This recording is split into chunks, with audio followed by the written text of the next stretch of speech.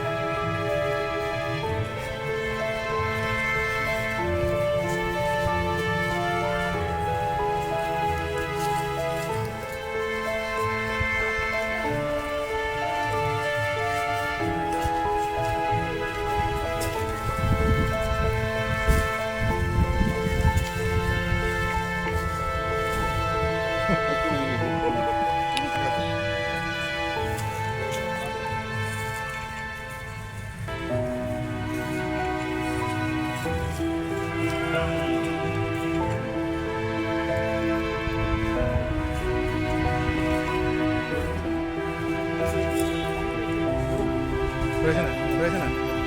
로우 잠깐만.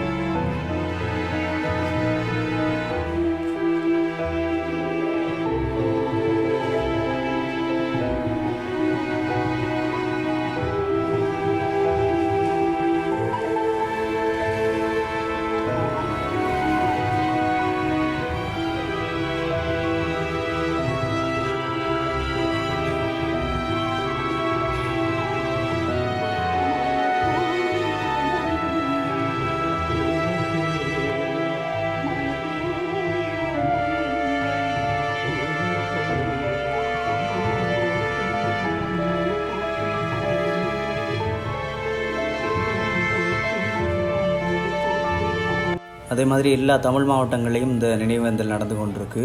இது வந்து கிழக்கு பல்கலைக்கழகம், அதாவது மட்டக்களப்பில் இருக்கிற கிழக்கு பல்கலைக்கழகத்தில் இப்போ வந்து அஞ்சலி செலுத்தப்பட்டு கொண்டிருக்கு. மாணவர்கள்லாம் உண்மையாகவே விருப்பத்தோடு வந்து அஞ்சலி செலுத்தியிருந்தாங்க. அந்த காட்சிகள் தான் இது.